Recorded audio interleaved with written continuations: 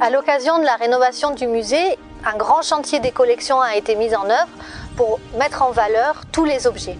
Du musée de l'Albanais, on est passé au musée d'histoire de la ville de Rumilly et on a cherché à reconstituer tous les éléments qui allaient nous apporter des connaissances sur ce territoire et sur cette ville.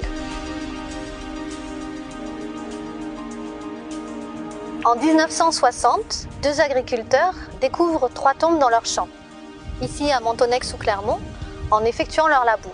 Ils décident de fouiller un petit peu plus, en ouvrent une et découvrent des restes humains. Ils appellent les amis du vieux Rumilly, qui viennent voir la découverte, prélèvent la tombe dans laquelle repose notre individu et l'exposent au musée de Rumilly.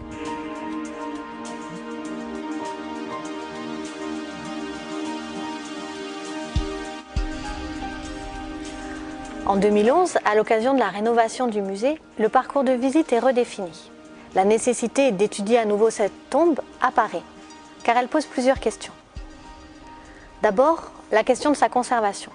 En effet, le caisson dans lequel elle est présentée n'est plus adapté, et les os continuent de se dégrader du fait de leur exposition à l'air libre. Ensuite, la question de sa présentation au public, car s'agissant de restes humains, cet aspect est toujours délicat. Enfin, la question de sa datation. À l'époque de sa découverte, elle a été attribuée à l'époque dite burgonde, c'est-à-dire au 5e siècle après Jésus-Christ, du fait de sa typologie en coffre de dalle et de son orientation. Pour répondre à ces questions, le musée a fait appel à un archéologue. J'ai pu constater que la sépulture possédait encore un potentiel d'analyse archéologique intéressant. Au premier abord, la typologie de la tombe en coffre de dalle correspond assez bien aux tombes du Haut Moyen-Âge que l'on connaît dans la région et qui ont pu être étudiées à l'occasion des recherches archéologiques depuis la fin du XIXe siècle.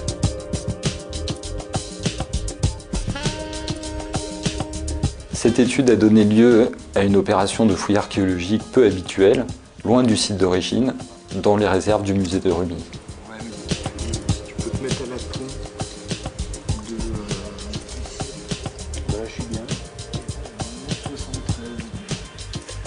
173, oui, c'est ce qu'on avait tout à l'heure, je crois. Donc en fait, là, il s'agit déjà d'en savoir un peu plus sur l'individu, déjà essayer de déterminer l'âge et le sexe du sujet, si jamais on y arrive, parce que les ossements sont quand même relativement dégradés. L'état général, c'est une conservation quand même assez mauvaise, avec des ossements qui sont très friables.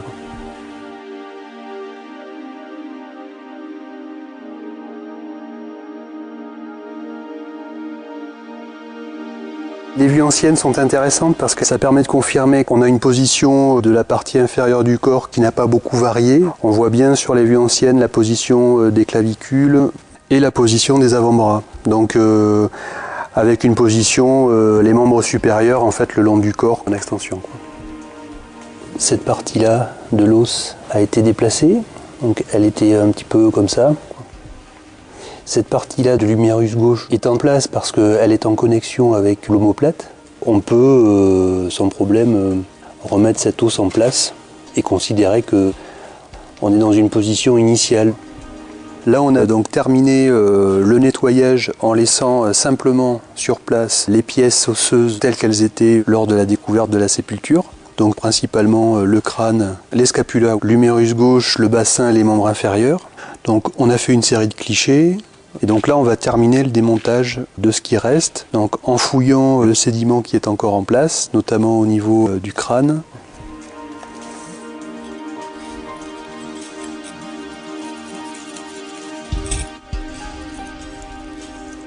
Il existe des méthodes qui nous permettent, à partir de mesures sur l'os coxal, de déterminer le sexe de manière très fiable. J'ai rentré mes données et à une probabilité de 97%, j'ai un homme.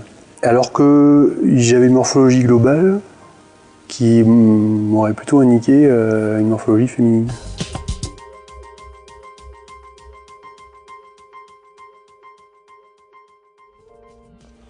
Les Burgondes, qu'est-ce que c'est? C'est une population dont on sait qu'à la fin du 1er siècle après Jésus-Christ, elle est fixée sur les rives de la mer Baltique, dans le territoire de l'actuelle Pologne.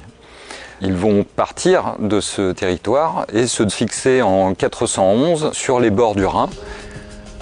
Les conflits, et notamment la pression des Huns, vont conduire à un nouveau déplacement des Burgondes sur un territoire qui s'appelle la Sapodia. Donc ce territoire de la Sapodia, que l'on traduirait aujourd'hui par la Savoie, en réalité il est un petit peu décalé géographiquement puisqu'il couvre plutôt le bassin lémanique. Donc ce royaume burgonde est fondé à l'initiative de l'Empire romain pour contrôler toutes les routes qui passent par les grands cols alpins et qui mènent directement à Rome. Aujourd'hui, plus qu'une véritable ethnie, les historiens ont tendance à les identifier comme un groupe relativement hétérogène, constitué de guerriers qui se déplacent avec femmes et enfants.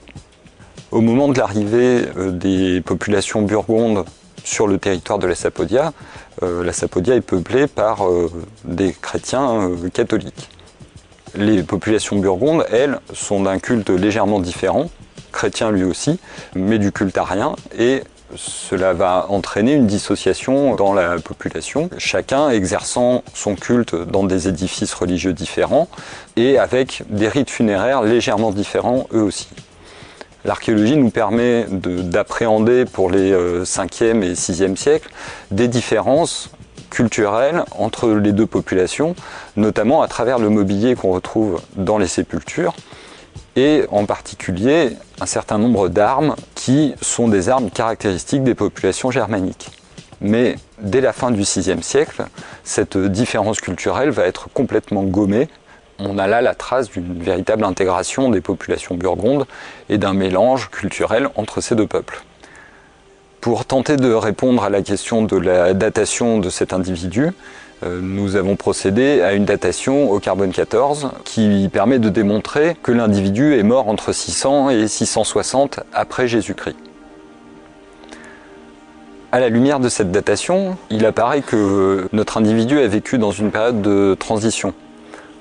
Pendant quasiment 3 siècles, qui correspondent à la période mérovingienne, on constate un émiettement des pouvoirs en de multiples royaumes, les Francs au nord, les Visigoths en Espagne et dans le midi de la France, le royaume de Bourgogne dans le domaine alpin. Ces nombreux royaumes issus de la dislocation de l'Empire romain ne retrouveront d'unité qu'avec l'avènement de Charlemagne et de la dynastie des Carolingiens.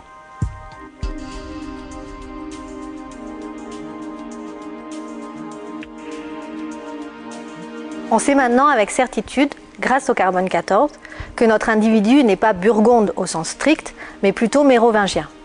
C'est primordial pour le musée de documenter ces objets, car grâce à cette étude, on peut maintenant mettre en relation notre tombe avec d'autres découvertes archéologiques du territoire et présenter au public le contexte historique dans lequel notre individu a vécu.